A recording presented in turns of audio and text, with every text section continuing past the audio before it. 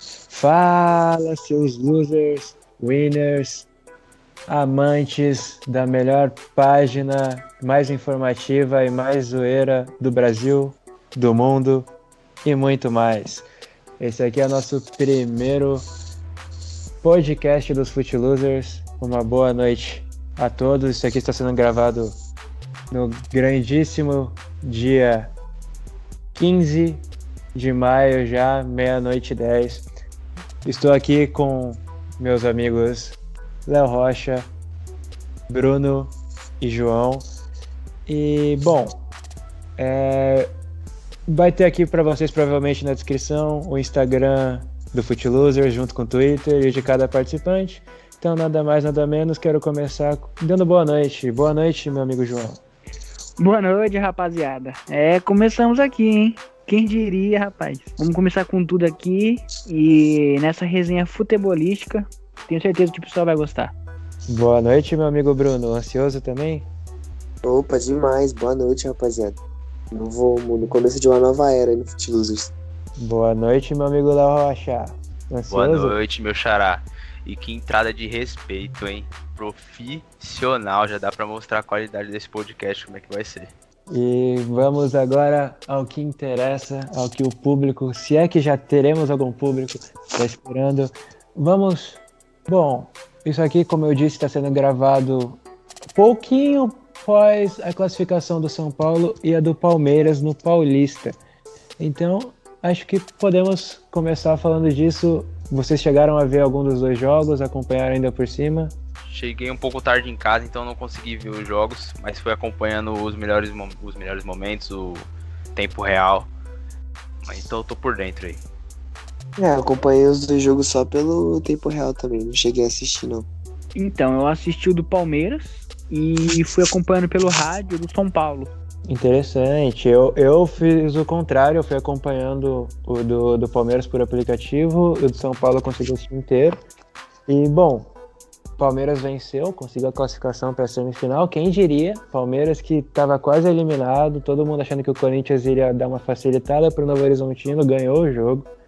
Palmeiras enfrentou com o time misto da Red Bull Bragantino, 1-0 Palmeiras, gol de Rony.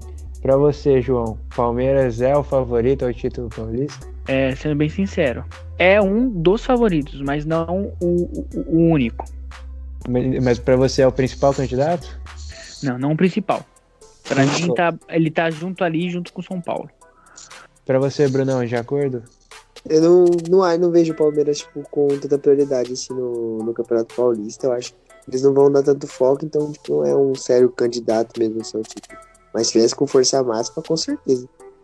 Então, pra você, o grande favorito é o São Paulo, o Corinthians ou até mesmo o Mirassol? Acho que o São Paulo e o Corinthians, mas ainda mais o Corinthians, porque querendo ou não, é o único título que o time pode ganhar nessa temporada.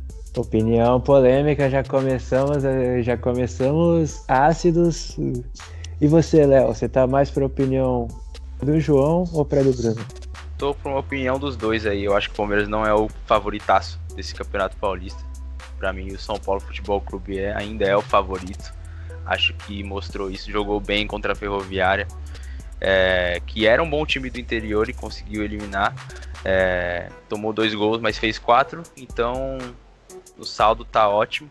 Acho que o São Paulo ainda é o favorito, mas o Palmeiras, desacreditado até por nós, nas nossas conversas a gente achou que o Palmeiras não passaria. Vai ser uma boa semifinal Palmeiras e Corinthians, creio eu, mas eu creio que tanto o Corinthians quanto o São Paulo, que podem ser um dos adversários, o Corinthians vai ser na semifinal e o São Paulo talvez na final, são times que vão saber lidar com o Palmeiras, sabem jogar contra o Palmeiras. O Palmeiras ele vem fazendo bons resultados na Libertadores, mas acho que o Corinthians e o São Paulo vão saber estudar muito bem o Palmeiras na hora de enfrentar eles. Então eu acho que não, o Palmeiras não é o favorito para esse título paulista. Bom, tá aí para vocês ouvintes, a opinião também do Léo. Inclusive foi bom ele ter citado, porque até de maneira geral, assim, achava mais provável que o Santos passasse do que o Palmeiras, até pelo Palmeiras depender do maior rival na última rodada. Mas passou, ganhou do Red Bull num jogo não foi tão brilhante quanto Ferroviária e São Paulo. Foi um jogo bom, um jogo agradável. São Paulo conseguiu vencer também por 4-2 com uma atuação espetacular de Martim Benítez, dando 2 assistências. Igor Vinícius, 2 assistências e 1 gol.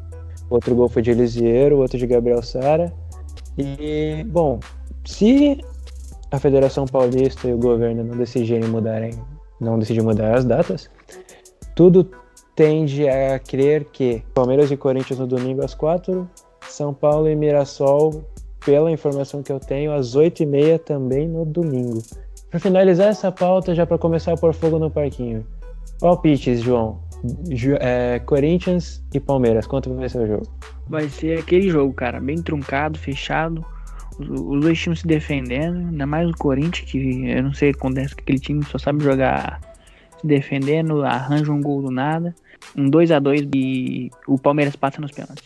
Tá aí o jogo que talvez tenha uma curiosidade, que o São Paulo foi o primeiro clube a implantar os 3 zagueiros e o Palmeiras e o Corinthians também vêm jogando com 3 zagueiros.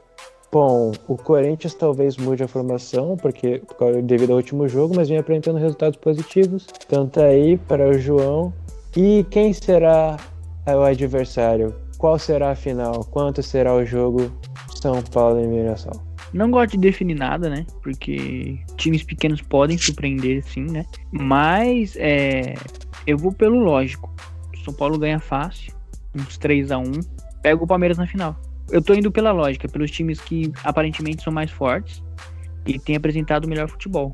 E você, meu querido Bruno?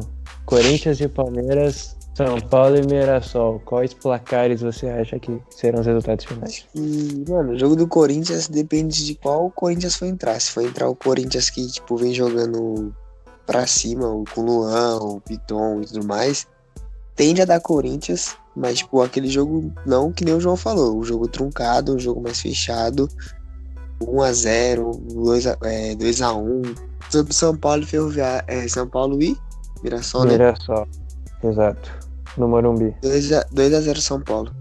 E só eu não entendi, a vitória 1-0, 2-1 é pro Corinthians, correto? Pro Corinthians. Então Mas você aposta em Majestoso na final. Até, aí você pode botar o Palmeiras.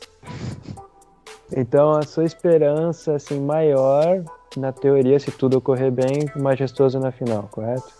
E para você, meu amigo Léo, os dois opinaram que o São Paulo passa, um opinou no Palmeiras, o outro no Corinthians, com asteriscos. E você, quais para você serão os placares finais? Tô com o Bruno, eu acho que a final vai ser um Majestoso. Em relação a Corinthians e Palmeiras, eu acho que vai ser decidido nos pênaltis. Vai ser um jogo muito estudado, não acho que vai ser um jogo bonito, por mais que o Palmeiras tenha um elenco melhor, saiba jogar muito bem, eu acho que o Corinthians vai saber estudar muito bem o Palmeiras para neutralizar, porque o Corinthians jogando com os 3 zagueiros que o Crespo vem implementando, o Crespo implementou no São Paulo e o Corinthians e Palmeiras foram adaptando em seus times. O Corinthians tem jogado bem com 3 zagueiros. Eu acho que não vai com a mesma formação de quarta-feira, que foi com 4 defensores e foi um 4-5-1, se eu não me engano. Enfim, eu acho que vai dar pênalti, 1-1. E eu acho que o São Paulo passa sem sustos do Mirassol, 3-1, São Paulo e Corinthians na final. Tá aí. E bom, só para não dizerem que eu muretei, eu acho que a formação de 3 zagueiros é bem interessante, porque embora seja a mesma formação, pelo menos no papel, Palmeiras, Corinthians e São Paulo jogam de maneiras diferentes. Até o próprio São Paulo varia quando joga com o Bruno Alves pela esquerda ou o Léo, que é canhoto. O Corinthians tem até a curiosidade, né? Porque o Gil e o Bruno Mendes, na teoria, pelo menos perderam a titularidade. O Gemerson, enquanto for ficar no clube, tende a ser titular, com os garotos João Vitor na direita e Raul Gustavo na esquerda. O Palmeiras chegou até a jogar com 3 zagueiros sem ter nenhum zagueiro de ofício. Então tende a ser uma formação que é mais aberta pelo meio, porém os alas às vezes acabam até sendo mais defensivos. Tendo dito isso, acho que o Corinthians é um time que cresce, não necessariamente em todas as competições, porque na Sula não deu certo, mas pelo menos no Paulista é um time que cresce, ainda mais sendo clássico. Embora a última temporada não tenha sido tão à risca assim, mas eu acho que dá Corinthians num jogo apertado, um jogo feio, eu vou de 2-1 Corinthians. São Paulo e Mirassol Bom, eu acho que também não vai ser um jogo fácil. O Eduardo Batista é um excelente técnico, vem mostrando isso. O Muralha vai voltando à sua boa fase. Mas eu acho que se o São Paulo voltar no ritmo parecido que jogou hoje, consegue uma vitória. Vou de 2-1 São Paulo, majestoso na final também. Léo, só uma pergunta, cara. Desculpa cortar, mas a gente tá falando da final. Eu queria saber se já tem informação das datas da final, porque o campeonato ele tem que acabar dia 23 de maio, que é no domingo que vem, certo? Certo. Então, em relação a isso, na teoria, hoje, no momento que estamos gravando isso, as finais serão, se eu não me engano, na quinta e no domingo. A ida na quinta, a volta no domingo. Porém, o São Paulo enviou um pedido às federações, né, a Federação Paulista e a CBF, para adiar um dos jogos da final. E aí, em vez de ser quinta e domingo, serem os jogos nos 2 domingos. E aí, as duas equipes finalistas fariam igual Corinthians e Palmeiras fizeram no último Paulistão. Adiariam sua estreia e estreariam na rodada 2.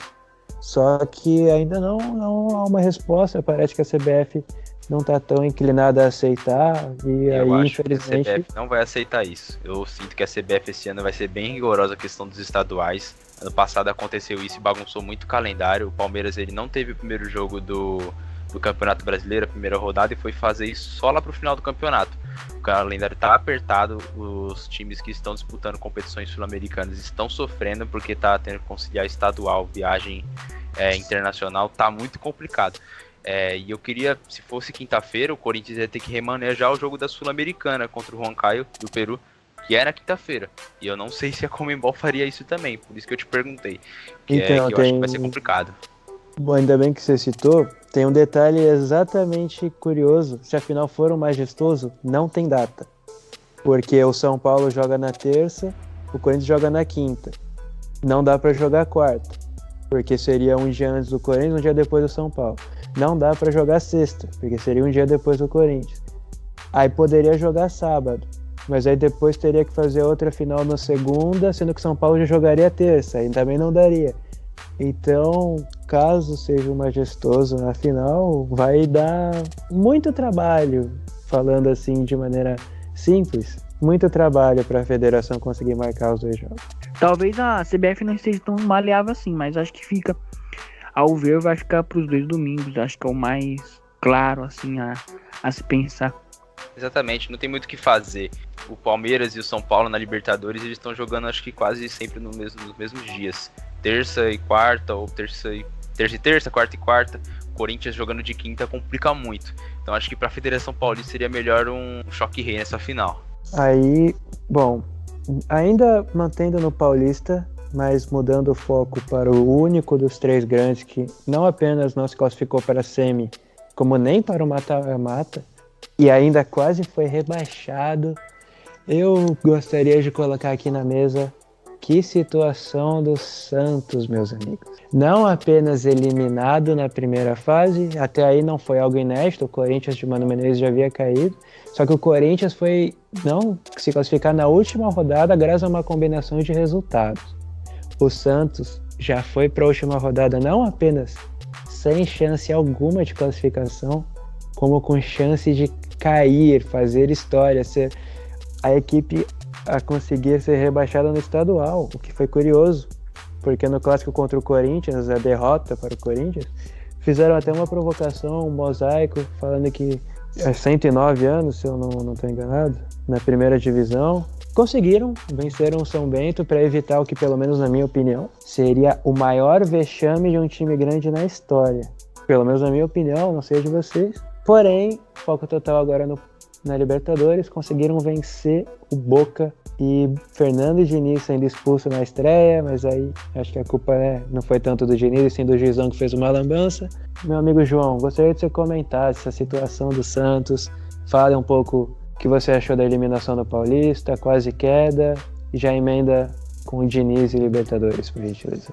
Cara, não é de hoje que a gente vê, né, que as situações financeiras do clube, não somente do Santos, mas praticamente todos os clubes brasileiros eles passam por momentos difíceis atualmente, mas a situação do Santos ela é meio que deplorável, né? A gente vê saída de técnico repentina assim e é tudo uma bagunça, tá tudo muito desorganizado lá dentro. É jogador saindo também, o elenco ele bem defasado, tendo que cobrir com a base, então isso tudo prejudica. Eu acho assim, cara, no Paulista deixou muito a desejar, então seria realmente o maior vexame. É uma situação difícil, porque agora com o Diniz, não sei se as coisas vão se acertar. Claro que essa vitória aí ajudou muito contra o Boca lá na Liberta, ajudou muito, acho que uma confiança assim, para tranquilizar as coisas, mas não que convença. Eu acho que eu ainda não estou convencido que o Santos possa passar de fase na Libertadores. Eu não sei, ali é muito complicado a situação do Santos, até mesmo comparado ao Corinthians, porque é muito instável. Mais que o Corinthians, o Santos é muito instável. Não dá pra realmente entender o que acontece ali dentro, que o time tava vindo tão bem na última temporada, o Marinho tava voando ali, o elenco tava, mesmo sendo um elenco defasado, tava ali redondinho, conseguindo ganhar os jogos, convencendo, conseguiu uma final de Libertadores, mas esse ano começou muito mal. E pra você, meu amigo Bruno, concorda com o João? Tem uma opinião diferente? Paulistão, a queda, quase rebaixamento, Diniz assumindo e a vida delicada na Copa Libertadores. Eu concordo com o que o João falou, e com o que você falou também, se caísse seria o maior vexame da... Foi o que o João disse, o elenco da temporada passada já era fraco, eles perderam o Soteldo também, agora no começo da temporada. Pra mim era o melhor jogador do time deles. Perderam o Cuca, que conseguia fazer aquele time jogar bem, jogar redondinho.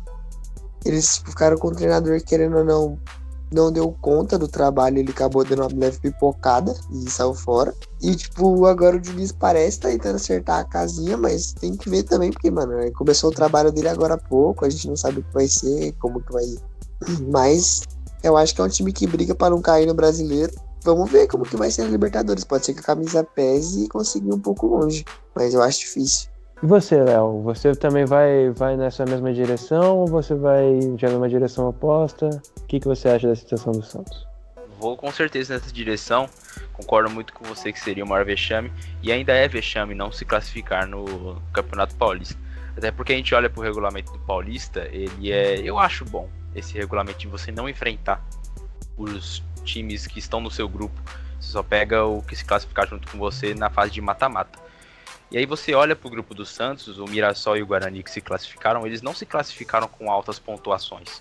Diferente disso, a gente vê no grupo do São Paulo que ele se classificou com, não sei se eu tô errado, mas acho que com 28 pontos, me corrija se eu estiver errado, o Corinthians com 25, então são pontuações boas pro Campeonato Paulista.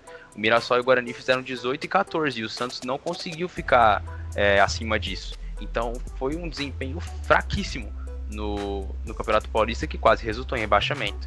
Já é feio ficar fora, imagine ser rebaixado. Ano passado, quando o Corinthians quase ficou fora da fase de classificação, seria um vexame se ficasse, como foi em 2014.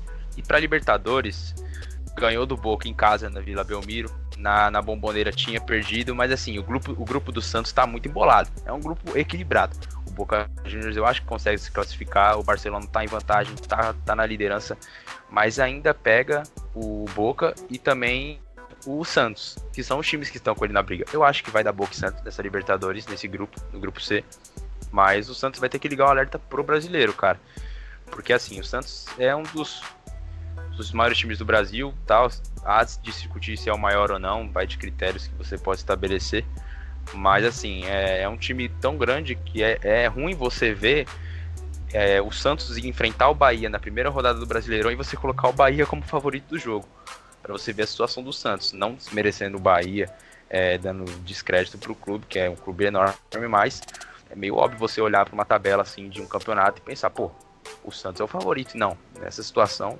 quem tá favorito para ganhar esse jogo é o Bahia. Então o Santos vai ter que ligar o alerta pro Campeonato Brasileiro, porque nessa situação, um elenco desse jeito, pode ser que caia. Pra você, o Fernando Diniz, bom, não teve um resultado tão bom, né, no Atlético Paranaense, pelo menos em questão de brasileiro. Teve até mudanças polêmicas, como por exemplo, Bruno Guimarães jogando na zaga. No Fluminense também, uma parte gostava, outra parte não. A verdade é que acabou deixando o time com chance de ser rebaixado. No São Paulo, ele inverteu um pouco, ele foi muito mal na Libertadores, e teve uma queda vexatória no Paulista. Porém, no Brasileiro ele foi bem até uma determinada parte, quando novamente apresentou uma queda brusca. Então, Léo, você acredita que, até analisando as opções do mercado, sendo justo com o Rueda, que acabou de assumir, Fernando Diniz era a melhor opção para o Santos, e você acredita que ele tem condição de dar certo no Peixe? Condições ele tem. Eu não acho o Diniz um técnico ruim. Ele, quando estava no Atlético, ele apresentou sinais de ser um bom treinador. No Fluminense também. E no São Paulo, a gente viu que ele teve capacidade de fazer no elenco ano passado. Ele chegou à liderança do Campeonato Brasileiro e jogava um bom futebol. Teve as quedas? Sim. Mas eu acho que ele pode apresentar um bom trabalho no Santos. Eu acho que o Diniz ele tem capacidade para isso.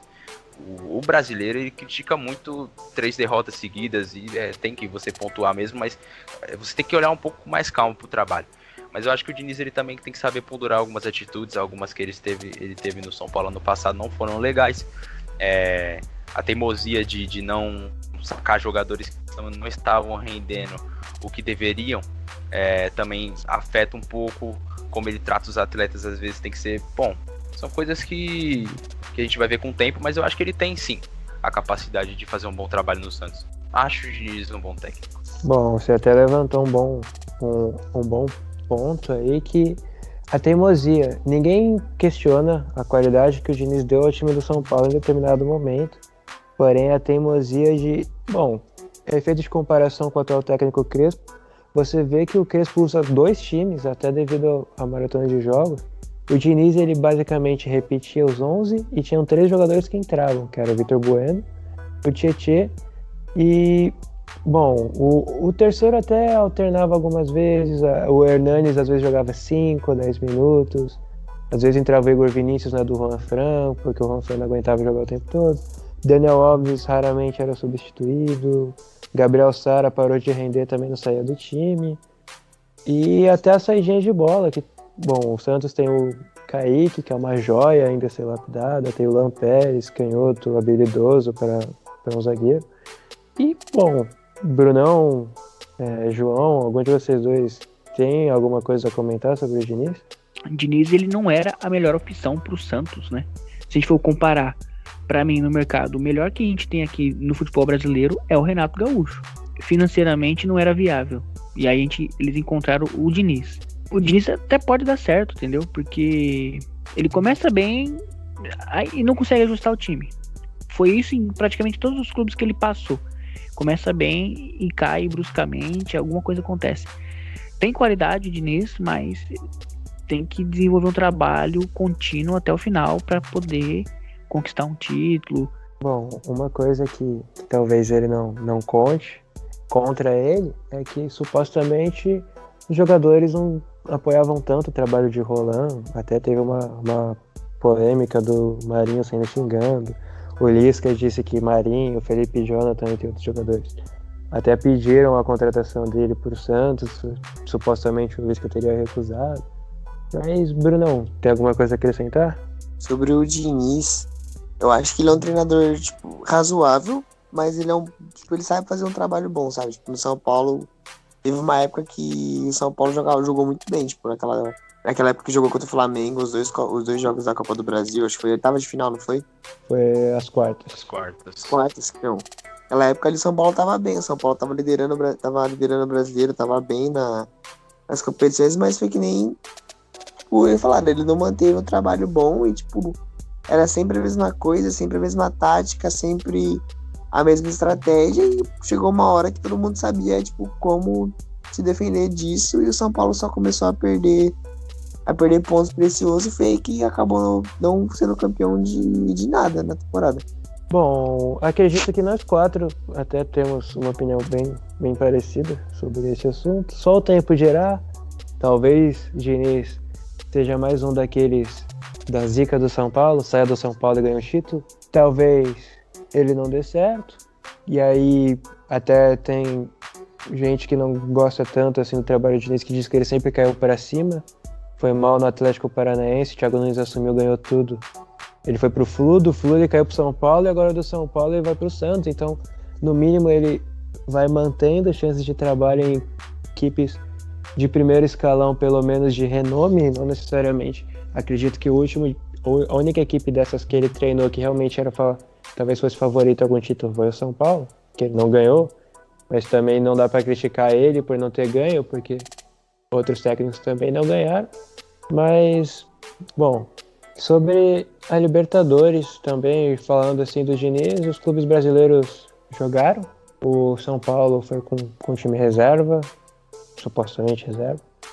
Empatou com o Rentistas, Vitor Bueno perdeu pênalti. Palmeiras 100%, o Flamengo acabou empatando com União La Calera. Fluminense líder do grupo, que tem o River Plate. Muitos até se debateu entre a gente mesmo aqui se o Fluminense teria condições de passar, e tá com sobra. O Fred jogando futebol de excelente nível. E aí o Inter deu uma derrapada pro Tátira, 2 jogos fora de casa, 2 derrotas. O Santos tem a sobrevida com essa vitória do Boca. O Atlético Mineiro ontem talvez protagonizou o jogo mais triste, porque teve um foguetório, um protesto contra a reforma tributária na Colômbia, se eu não estou enganado. Parece que o protesto seria em Cali, e o América de Cali mandou o jogo para Medellín para tentar evitar o protesto. Os protestantes também foram para lá, entraram em conflito com os policiais, teve gás de pimenta, que acabou afetando os jogadores, porque foi logo nos arredores do estádio. O jogo foi paralisado, o delegado da partida supostamente teria recusado a remarcar a partida para outro dia. Jogaram, mas falando de futebol, o Galo venceu. E eu gostaria que você, meu querido Bruno, comentasse sobre a passagem, essa rodada dos brasileiros na Libertadores. Um destaque positivo, um destaque negativo. Fala a sua visão de maneira geral. O destaque mais positivo que eu tô vendo tá sendo o Fluminense, mano. Eles ainda, continuam invicto no grupo deles com... Tem o River ainda no grupo. O time, querendo ou não, vem surpreendendo, porque não era nenhum... Que nem a gente falou já em conversas nossas, não era um time que tinha... Como fala? A gente não tinha perspectiva de passar no grupo. O Palmeiras também vem bem. Vem vencendo todos os jogos que tá jogando no seu grupo. Já que a gente falou do Atlético, foi uma classificação, vocês falaram, meio conturbada por causa do foguetório e tudo mais. Mas, pra mim, a grande surpresa dessa Libertadores e o grande brasileiro que tá, se enchendo o olho de ver mesmo é o Fluminense. E você, João, de acordo? De acordo, os moleques de Xerém estão voando, estão assim, sensacional. Tá gostoso de ver o Fluminense jogar a Libertadores. Tem impressionado muito, né? Porque não tem um elenco badalado, tem usado alguns meninos, alguns garotos ali. E tá legal, tá gostoso de assistir. Você vê o Fred também jogando muito ali, voltando, né, a estrelar como um grande centroavante. E em média, todos os brasileiros meio que estão bem na Liberta, né? A situação mais complicada ali tá o do Santos, e que eu vejo que tá uma situação engraçada e meio que peculiar é a do Internacional, né? Porque tá empatado em pontos com os outros 3 clubes, outros 3 times. E ninguém sabe quem que vai passar naquele grupo ali do Internacional. Mas em média, Palmeiras vem bem, São Paulo também, meio que estão já garantindo as suas vagas para a 8ª. Eu acho assim que complicado mesmo fica Inter e Santos, por a gente não ter ainda uma decisão final sobre esses clubes aí, por estar muito embolado, né, o grupo deles. Mas de resto, acho que todos os brasileiros estão fazendo bem, estão fazendo bonito na Liberta. Bom, bem citado pelo João, o grupo do Inter, 2 jogos vencidos e 2 jogos perdidos por cada equipe do grupo, todos com 6 pontos. O Inter, a próxima rodada é um jogo fora contra o Olímpia. O Inter não venceu fora de casa, perdeu as 2 partidas.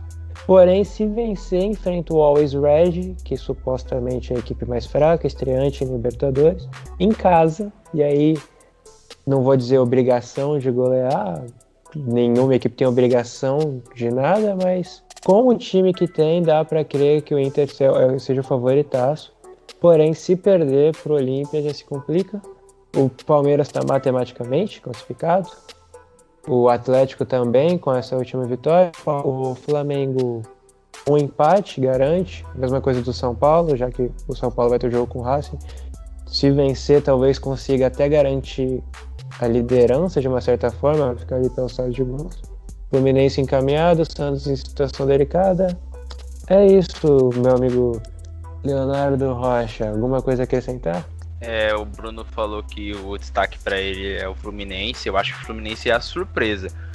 A gente questionou muito a participação do Fluminense nessa Libertadores de como seria, porque para mim era o grupo mais difícil.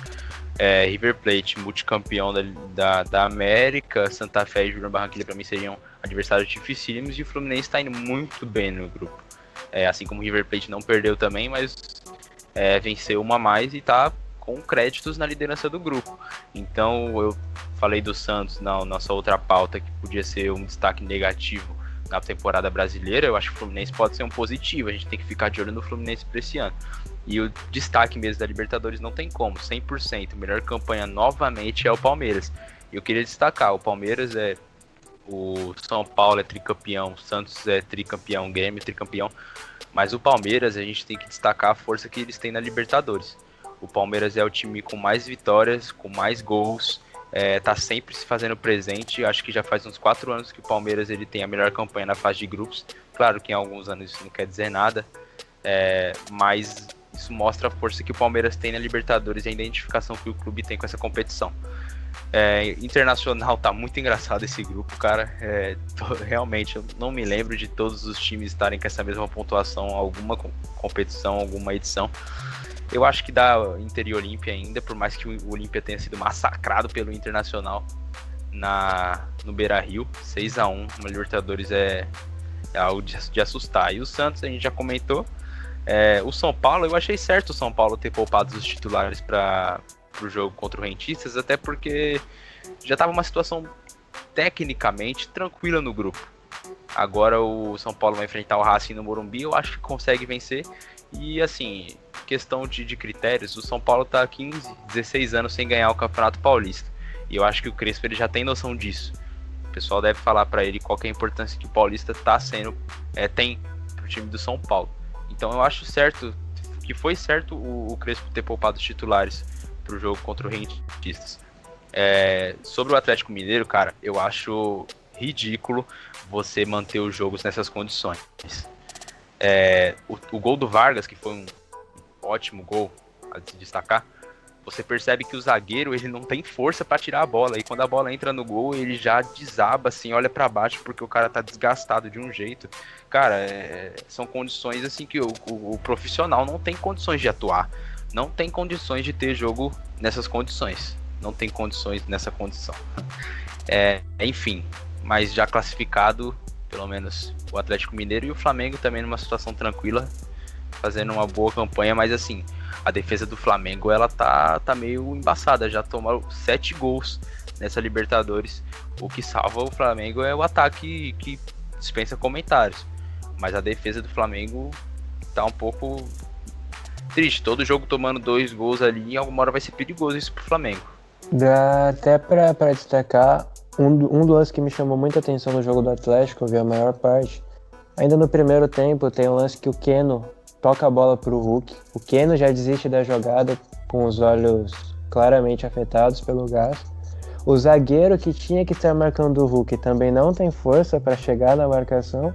E o Hulk, cara a cara com o goleiro, recua a bola. Ele não tem força, ele chuta cara a cara com o goleiro, ele dá um chute com uma força mínima e já cai de joelho tampando o rosto. Porque um gol que não dá pra colocar na culpa, fala que o Hulk perdeu, foi a condição do jogo que também há de se exaltar, que não à toa, no fim desse primeiro tempo, os jogadores do Atlético ficaram parados no meio campo, os jogadores da equipe adversária ficaram apenas tocando a bola na defesa, esperando o juiz encerrar a primeira etapa. Olha o nível que chegou, né? Não tem condições. Eu acho que vacilou feio o delegado da partida, tinha que ter encerrado. A Conmebol ela tem mão para remanejar esse jogo para outra data. Ela tem esse poder acima de todas as federações. Então, assim, vacilou. Para mim não foi legal ter continuado o jogo nessas condições. Mas já aconteceu, vitória do Galo. João, Bruno, alguém gostaria de acrescentar alguma coisa? Não, eu concordo plenamente com o Léo. Muita falta de organização. Você, Bruno, gostaria de acrescentar alguma coisa? Mano, não tinha condição de ter jogo, mano. Bom, mudando de assunto, mas ainda aproveitando que estamos falando de Conmebol, vamos mudar apenas de Libertadores para Sul-Americana. Eu gostaria que, bom, o Corinthians é a única equipe já eliminada, o Grêmio é a equipe que já está com a classificação muito bem encaminhada, 100%, com, ironicamente, o Thiago Nunes, que seu último trabalho havia sido no próprio Corinthians.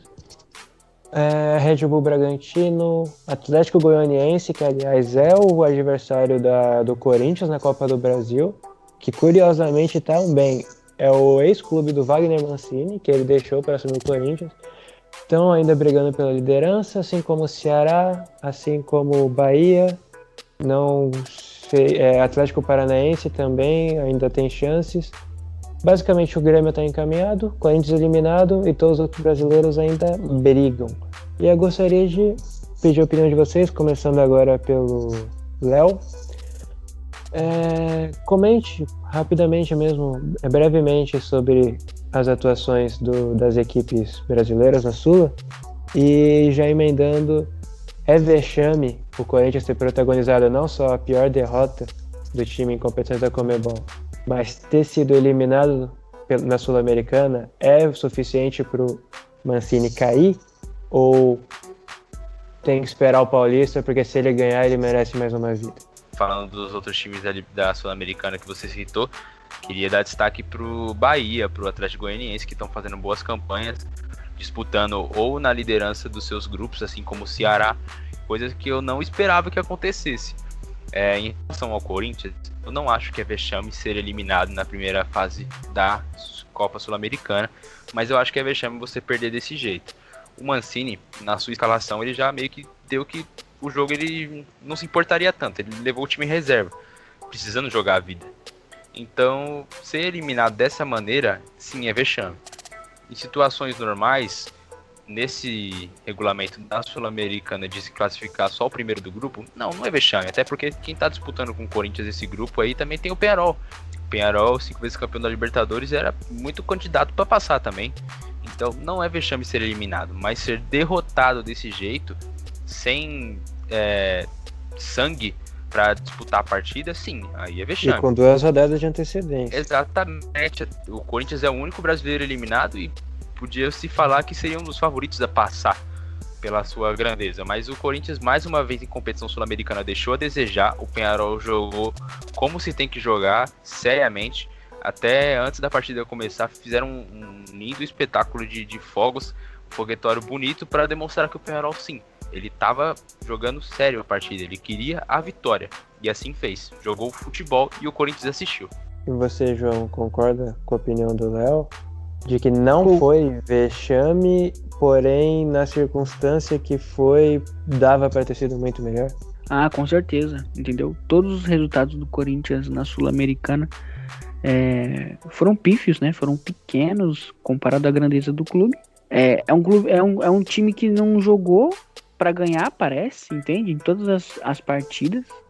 Demonstrava ali uma certa força, mas nada demais. Então, a forma assim que jogou a competição foi fraca. Mostrou que parecia que não queria ganhar ou não queria jogar aquela competição. Até para complementar, os números do Corinthians foi uma vitória em cima do Huancayo, que todas as equipes bateram no Huancayo e foi o lanterna do grupo. River Plate do Paraguai, que pelo menos até o momento que o Corinthians enfrentou, não sei a situação atual, lanterna do Campeonato Paraguai, o Corinthians, pelo menos no primeiro jogo, ainda vai ter o outro, não venceu, e no agregado pro Peñarol, 2-4, levou 6-0. Então, não podemos deixar de destacar que todos os times podem se classificar. É uma competição em que todos têm chances. Mas a forma com que foi disputado os jogos, realmente foi muito abaixo do que a gente esperava do Corinthians, entende? Todos os jogos a gente achou o Corinthians era um dos favoritos, como foi dito. E as apresentações nas partidas não mostrava isso. Então, realmente foi vexatório a forma com que foi disputada a competição. Nas partidas, os placares eram só assim, não tem cabimento um time dessa grandeza não mostrar em campo e acaba sendo complicado, né? com a torcida do Corinthians não tem vez. Uma vez que Mas faz acho que pressão... se ganhar o Paulista, talvez a vitória no Paulista possa segurar ele por um tempo? Ou alguma coisa além disso? Só se ele for campeão. Aí segura. Se não for campeão, ele cai. Pra mim já era pra ter caído. Antes de passar a palavra pro Bruno, o Léo levantou a mão, pois não? Justamente essa questão, eu não tinha comentado da permanência do Mancini. O Mancini, ele observou maneiras de arrumar esse time e a gente já comentou com 3 zagueiros, estava dando muito certo e tá dando certo. O Mancini às vezes ele é um pouco teimoso, assim como a gente comentou do Diniz, mas eu acho que não, ainda não é para demitir o cara. Eu acho que contra o Peñarol ele teve uma boa base do que não fazer, de quem não colocar no time. São exemplos de Jô, do Fábio Santos que não tá bem, do Gil que tá lento, do Camacho que não dá mais.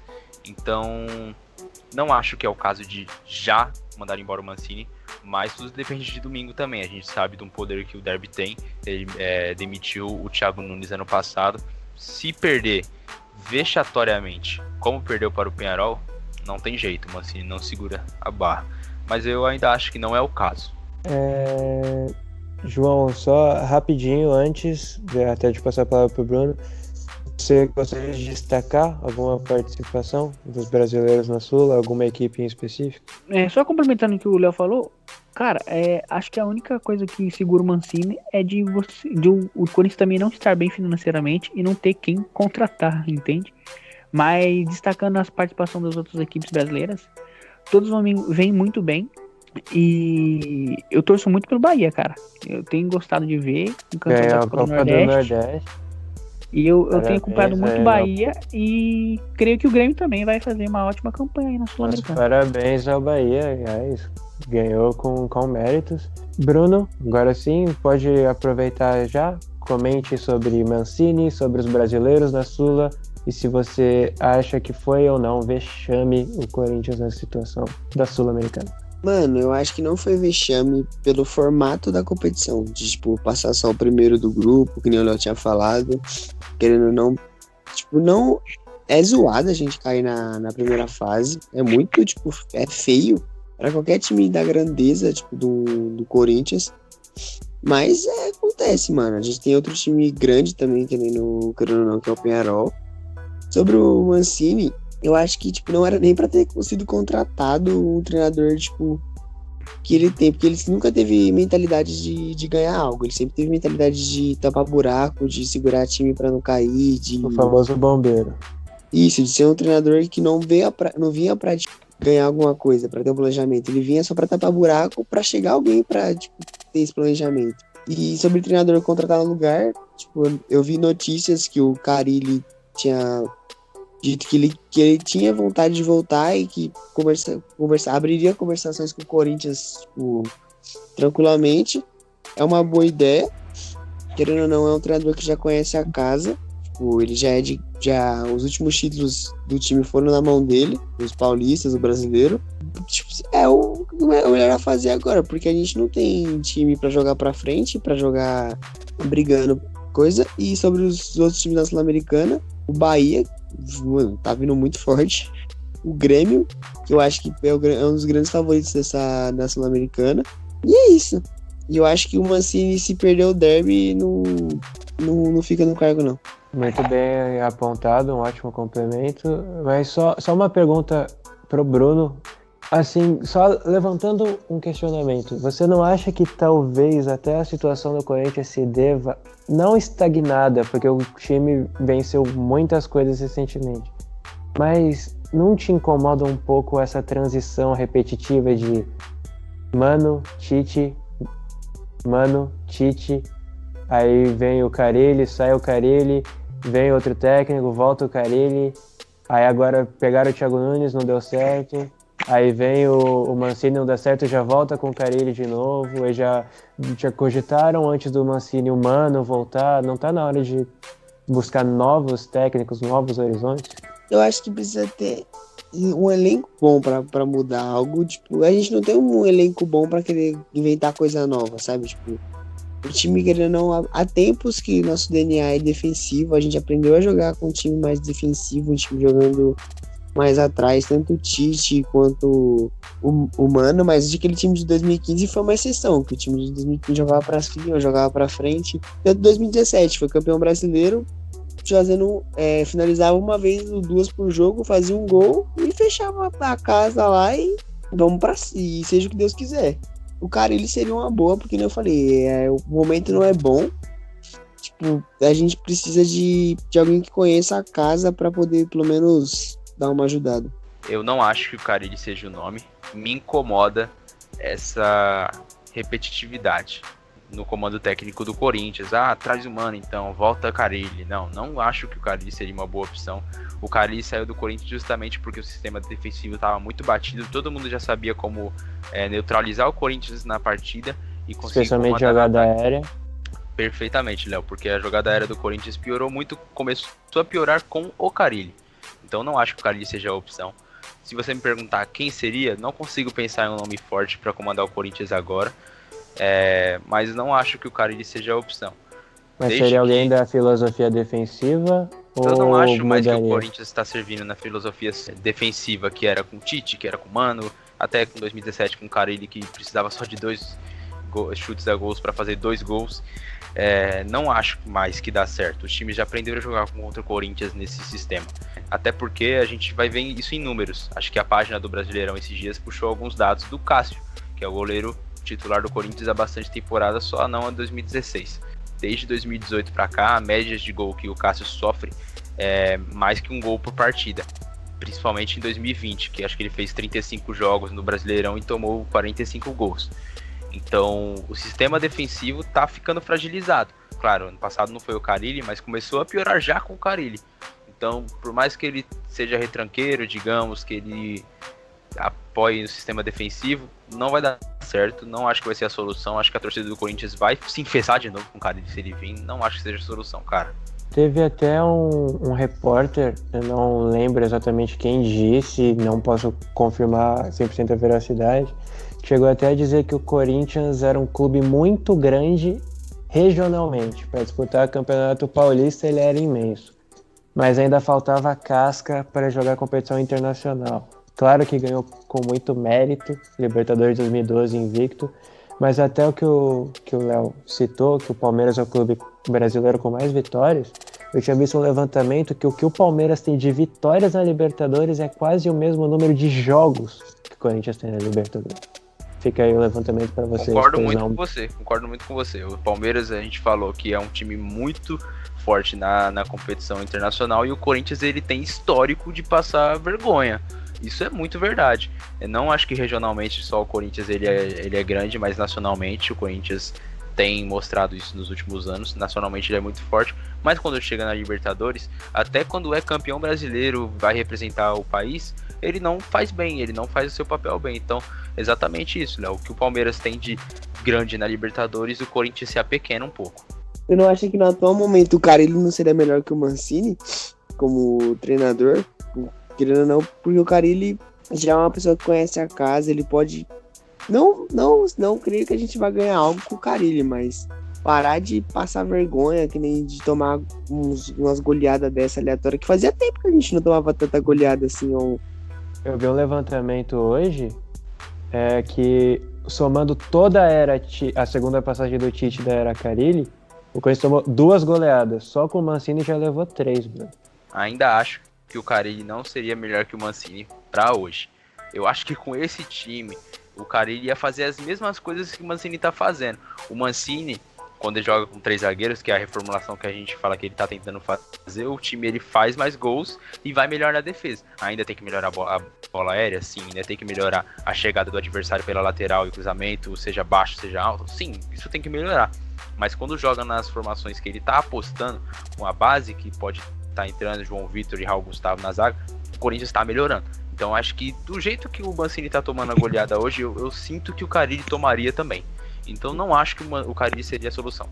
Mas você acha que as escolhas estão corretas? Por exemplo, Bruno Mendes e Gil jogaram a maior parte das partidas como a zaga titular do Corinthians, e agora curiosamente que em vez de 2 jogam 3 zagueiros, 2 são reservas, joga o Gemerson, que, bom, ao que tudo indica, o Corinthians não vai ter poderio financeiro para renovar. Inclusive, até o Otero chegou aí para o banco em alguns jogos, porque também deve ir embora.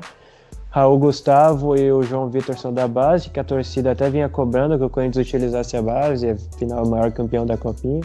Só que, para frente, ele ainda insiste em alguns medalhões, como, por exemplo, o Jô, no último jogo, não deu um chute a gol, não deu um drible certo, não deu um passe importante. Não tá na hora de, talvez, até encaminhar uma venda do Jô? Tá na hora, e ele tá começando a fazer, Léo. Ele tá começando a fazer. Isso a gente tá percebendo, é o que eu falei, ele tá mudando o esquema. Tanto que contra o Penharol, é o time reserva que entrou. Gil, Bruno Mendes, Fábio Santos, Jô, esses que a gente citou, eles não são titulares mais. Então a reformulação, eu acho que ela pode vir a começar. Se o Mancini vai ficar no cargo ou não, isso é uma questão pra diretoria. Mas eu acho que tá começando a reformular. E a gente tá vendo que Jô, que Gil, não tá dando mais. Sim, isso. Por exemplo, se for pegar o jogo que foi Corinthians e Santos, que na minha opinião foi um dos melhores jogos do Corinthians na temporada, foi não só a molecada, mas a maior parte. No jogo seguinte contra o Penharol, se eu não estou enganado, ele tinha a chance de repetir a escalação, porque não era tão apertado assim o calendário. E aí ele foi com o time, entre aspas, titular, só que ele se recusou a repetir a escalação contra o Santos e tirou uma molecada. O próprio Raul Gustavo, que foi o melhor em campo contra o Santos, não jogou. Não jogou. Essa teimosia a gente enfesa com o Mancini, não tem jeito. Mas é o que eu falo, o Carille mudaria isso? Acho que não. Bom, Bruno, João, querem acrescentar alguma coisa? Não, concordo plenamente. Acho que tá na hora de... Se for pra trazer alguém diferente, alguém ofensivo agora, né? Chega das mesmas figurinhas, né? Mas você não acha que o Thiago Nunes foi queimado justamente por conta disso? Não. O Thiago Nunes eu acho que não era o cara certo pro Corinthians. Na hora que tomaram a decisão de trazer ele, acho que ele não se encaixava no perfil do Corinthians. Acho que por isso que ele não deu certo. O Corinthians acho que ele precisa de um treinador assim mais pra frente, sabe? Que comece a jogar cadenciado assim, mas atacando mais, entende? Acho que é isso que o Corinthians precisa. Agora ficar postando as mesmas pessoas, pode ser, mas acho que é impossível por causa da... financeiramente é inviável, não tem como. É difícil pra todos os clubes, por isso que acho que ele ainda não fechou com ninguém.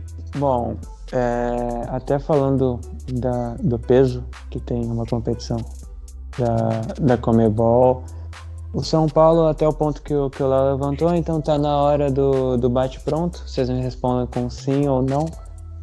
Começando com o Bruno. O São Paulo fez certo em priorizar o Paulista em vez da Libertadores, com o argumento de que é o título mais perto?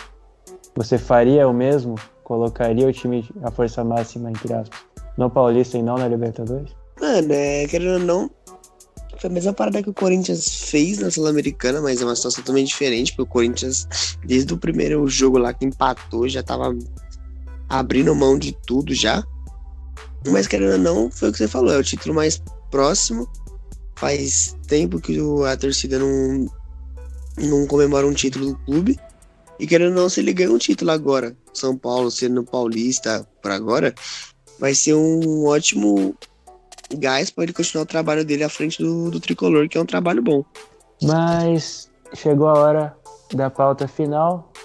Bom, para vocês ouvintes, toda semana a gente vai tentar trazer uma pauta mais contraída, então eu vou juntar a contratação de Diniz, um bordão que ficou famoso dele, encerrar falando sobre a convocação da seleção, tanto a olímpica de André Jardine quanto a principal do técnico Adenor Bach, nosso querido Tite. Em homenagem ao Diniz, vi que muitas pessoas criticaram algumas convocações, ficou faltando um. Quem vocês acham que foram os mascaradinhos, os perninhas que foram convocados? Eu começo aqui já falando, não acho que o Everton Ribeiro seja um jogador ruim, mas eu acho que até a própria torcida rubro-negra, a própria torcida do Flamengo vai concordar comigo que ele não tinha a bola atualmente para ser convocado. O Gerson é entendível porque ele foi para a Olímpica, não para a principal. Mas o Everton Ribeiro ser convocado jogando mal, enquanto o Rafinha do Leeds United tá brilhando. E da Olímpica eu queria levantar o adendo ao Lucas Perry, porque ele não jogava pelo São Paulo. Agora que ele começou a jogar na seleção principal, no time principal de São Paulo, revezando com o Volpi em alguns jogos. Ele parou de ser convocado, assim como o Lianco até chegou a fazer um post criticando a CBF. E aí ele até citou mais jogadores assim como ele. O Matheus Cunha não foi porque tá machucado. Vou até ver se eu acho a imagem aqui. Ele citou, ele apagou, foi num post da CBF.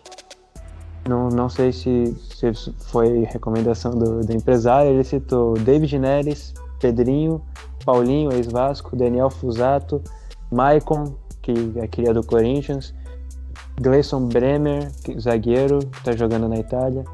Ele até disse: brincam muito, sem respeito com muitos jogadores, construção desde o torneio de Toulon, de quê? Ele citou esses jogadores que eu disse. Vocês não merecem, eles não merecem respeito, os jogadores? Vocês não merecem. Pedrinho, David Neres, não estou aqui para chamar a atenção, não preciso dizer isso. Mas vocês não merecem respeito de muitos brasileiros, disse o Lianco. Então, tendo em mente isso, João, concorda com o que o Lianco disse? Eu gostei muito da convocação olímpica, mas teve esses adendos, e da principal, acho que a protagonista da convocação foi o Everton Ribeiro. Eu chamaria o Rafinha no lugar. Eu acho assim, a seleção olímpica está muito melhor montada do que a principal. Vários jogadores foram esquecidos aí, e jogadores que estão na olímpica, que eram para estar na principal, entende? Então eu acho que, não sei, o Tite, ele dá uma insistência grande em jogadores que não mostram grande futebol na seleção. Eu vou dar um exemplo aqui, Paquetá. Eu não sei porque que ele fica insistindo nesse Paquetá, que nunca conseguiu demonstrar um bom futebol na seleção. E eu não tenho certeza, mas eu acho até que o Paquetá tem idade olímpica, então se for seguir essa lógica de convocação, ele poderia até ter ido na olímpica e não na principal, então... Sim, então, foi o que eu disse. Alguns jogadores que estão na olímpica, que eram para estar na principal, e vice-versa, entende?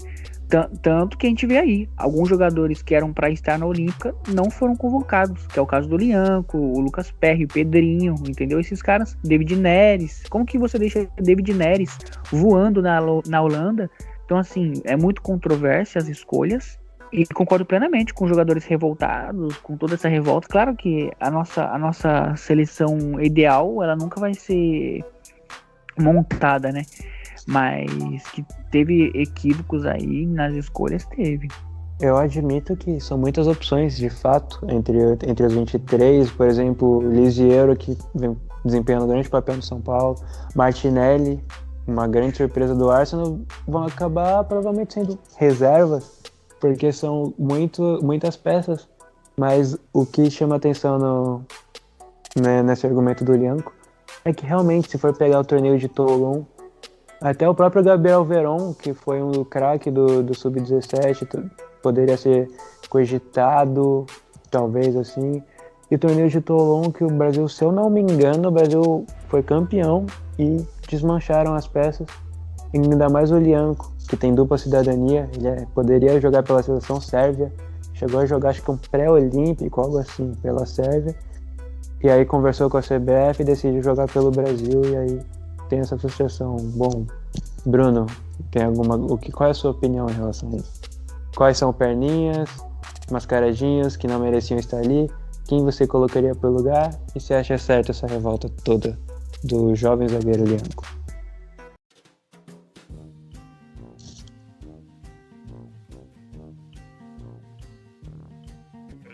Bruno, seu microfone. Bom, Léo, você tem alguma coisa a acrescentar, então? Sim, enquanto tenho o Bruno sim, resolve os camarada. problemas técnicos. Eu concordo com o João, eu acho que o Paquetá não foi bem para essa convocação aí. Eu não concordo com o Tite de novo chamando o Paquetá. O Fred, ele pode fazer um bom trabalho no Manchester United, mas eu acho que tem jogadores que podem render mais na seleção, cara. Eu acho que a panela, que é o que muitos costumam dizer do Tite, que ele não faz tão bem assim. O Brasil pode ganhar esses 2 jogos? Pode, o Brasil é uma seleção forte, querendo ou não, mas Paquetá não acho bom pra ser convocado assim, o Fred também não. No ataque, você fala, o Cebolinha tá jogando bem assim pra ser convocado, é bom jogador, mas merecia talvez. Vini Júnior é titular no Real Madrid, mas talvez merecia, não sei. Pra Olímpica, Eu vou ser sincero, não gostei de Matheus Henrique ser convocado, não acho que ele tá no seu melhor momento. O Lianco, eu acho que ele tá certo em alguns pontos. Eu acho que a indignação dele tá mais resumida pro torneio de Toulon.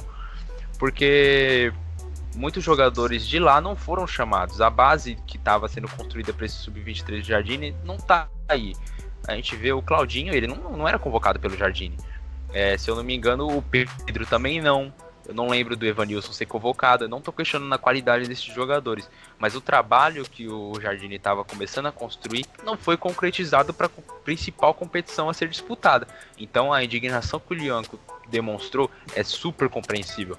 Porque na zaga, que é onde ele joga, eu acho que ele podia muito bem ocupar o lugar, talvez do Nino, talvez do Luiz Felipe.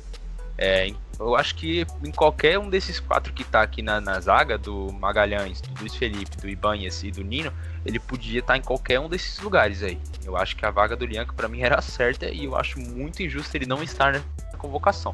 O Lucas Perry que você citou, ele pra mim é muito melhor do que o Cleiton do Bragantino. No ataque, eu acho assim, muito bom o ataque aqui que tá, e muito nome bom ia ficar de fora. É muito ruim você deixar o Paulinho de fora, que você citou, o Brenner, o Wesley do Palmeiras, o Gabriel Veron do Palmeiras. Eu acho que esses nomes mais novos, eu acho que para a próxima Olimpíada eles ainda podem render, então eu entendo a não convocação dele. No meio tem jogadores que também podiam ser chamados, como o próprio Maicon, que é muito bom jogador, o Wendel, ex-Fluminense. O Luan do São Paulo também. O Luan do São Paulo, talvez no lugar do Lisieiro, do próprio Lisieiro. Eu acho o Luan mais jogador do que o Lisieiro. Pedrinho, eu acho que não ia ser chamado, não tá bem no Benfica. Então, assim, muitos jogadores podiam ser mais aproveitados. Acho que a Olímpica está melhor convocada do que a principal. Mas sempre vai ter aqueles nomes que a gente não concorda, e eu acho que são esses: Matheus Henrique, Lisieiro, na Olímpica, e na principal, Fred e Lucas Paquetá. Everton Ribeiro pra você foi justo? O Everton Ribeiro, eu acho ele muito bom jogador, mas é aquilo que eu falo, tem mais jogadores a render. Não vou conseguir lembrar de nomes agora específicos. O Rafinha do Leeds, por exemplo. O Rafinha, talvez, ele podia estar muito bem no lugar do Everton Ribeiro. Eu vi que ele está fazendo um ótimo trabalho no Leeds United. Ele é primeiro em estatísticas de todos os brasileiros na Europa em muitos pontos. Por que não chamar o cara? Por que não dar uma chance? Sabe, eu acho que isso até para você não desfalcar tanto alguns clubes brasileiros. O Flamengo ele vai perder 4 jogadores nessa época aí, 2 para principal, 2 para Olímpica. Talvez seja melhor. Até curioso que você citou, até não só de renovação, porque, por exemplo, vai lembrar que provavelmente o Fagner seria convocado, ele não foi porque testou positivo para reinfecção, mas também do Jardine em si, citando a pré-olímpica, porque ele era da base do São Paulo. O Lianco, que mostrou indignação, veio da base do São Paulo, assim como o Jardine, e o Luan, que eu havia esquecido de citar, para mim é a maior ausência, vou polemizar, na minha opinião, como volante marcador, não que sai pro jogo, que marca, que bate, que cerca. O Luan não só é o melhor de São Paulo, como o melhor do país, marcando, e nem na seleção olímpica ele foi chamado pelo Jardine, que acompanhou o trabalho dele na base. Aí talvez seja questionável a questão do melhor do país, mas eu acho sim o Luan um bom jogador. Mas é isso, Léo, eu também concordo que no lugar do Luan, talvez o Maicon é um que sai mais jogando do que seja mais defensivo, mas o Wendel, eu lembro que ele era bastante defensivo no Fluminense, fazia uns lindos gols de fora da área. Bom, tem muitos nomes que ficaram de fora, infelizmente. Entendo a indignação do Lianco, que pra mim era pra estar nessa convocação da seleção olímpica. Eu realmente também concordo, o Lianco caberia aí. E, bom, aparentemente nosso amigo Bruno dormiu, então gostaria de vocês ouvintes, assim que esse vídeo for postado, colocarem a hashtag Bruno Dorminhoco nos comentários, se possível, para ele perceber. E bom, é isso. Muito obrigado se você ouviu até aqui. Esse é o programa inaugural, por isso ele ficou um pouquinho mais tenso. Deve estar com 1h20 de gravação. Futuramente a gente vai tentar deixar para baixo de 1 hora. Mas a gente achou importante fazer esse programa mais longo, de apresentação, para vocês terem a dinâmica do debate. Agradeço. Semana que vem, se tudo ocorrer certo no nosso cronograma, a gente está de volta. E acho que a gente conseguiu falar um pouquinho de tudo João, Léo ou Bruno, se ele acordar, alguém gostaria de se despedir? Maravilha, maravilha. Temos aí o nosso primeiro piloto. Excedemos um pouco o nosso tempo, né? A gente gosta de falar, né, velho? Como pode? E é isso. Galera, continue acompanhando a gente aí. Não só aqui, mas também nas nossas redes sociais aí, Twitter, Instagram. Léo, gostaria de se despedir? Cara, foi muito bom fazer isso aqui, de verdade. Vim com bastante expectativa e supriu bastante, porque foi muito legal participar e, independente do tempo, talvez a gente tenha excedido um pouco, acho que a gente se sentiu muito bem, por isso que foi fluindo. Segue a gente lá no Instagram, sempre tem joguinho pra vocês lá interagirem com a gente tá sempre tentando abastecer com várias notícias pra vocês. E ao nosso amigo Bruno, que foi de base, eu não podia deixar o famoso meme pra ele aqui. Então, boa noite, Bruno. Começamos bem com o Brunão.